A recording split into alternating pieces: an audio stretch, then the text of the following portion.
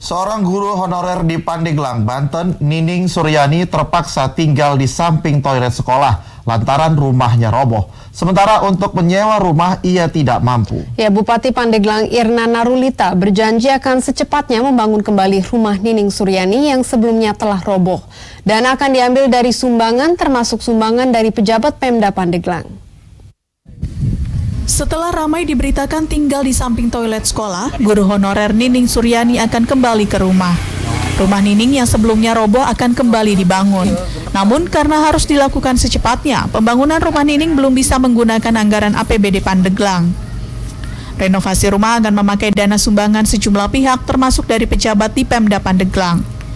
Menurut Bupati Pandeglang Irna Narulita, alokasi anggaran untuk pembangunan rumah tidak layak huni pada tahun 2019 ini sudah penuh.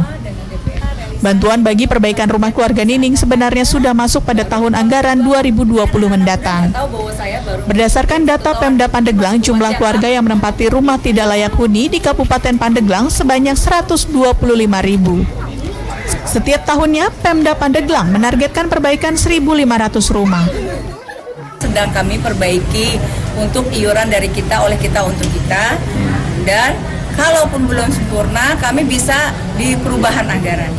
Kalau di perubahan anggaran juga mentok kan berarti di awal tahun terlalu lama. Kita lihat di perubahan anggaran ini di akhir tahun bisa tidak untuk menyelesaikan tadi rumah yang tadi hasil iuran. Tapi kalau dari segi iuran sudah cukup, ya alhamdulillah begitu ya.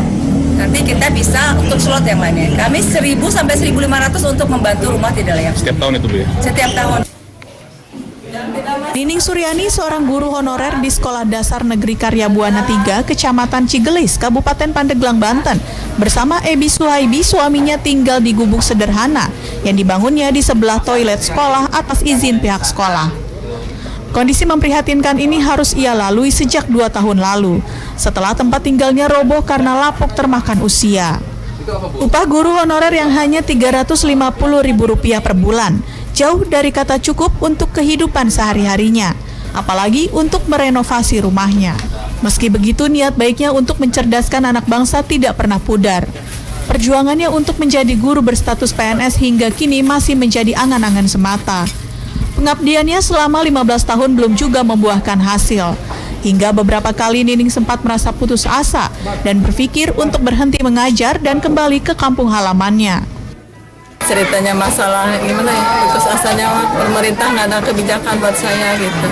Terus saya putus asa, usia udah tua, bagaimana selanjutnya begitu.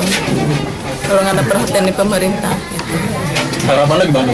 Harapannya, kalau harapan saya pengen diangkat PNS, atau kalau tidak diangkat PNS ada kebijakan dari pemerintah berapa itu pas saya untuk per bulan begitu. Nining merupakan satu dari sekian banyak cerita pahit guru honorer di Indonesia. Pemerintah diharapkan dapat lebih memperhatikan nasib para guru honorer yang telah mengabdikan diri selama belasan hingga puluhan tahun, terlebih dalam hal pembatasan usia PNS. Irwan Seuseu, JAK TV.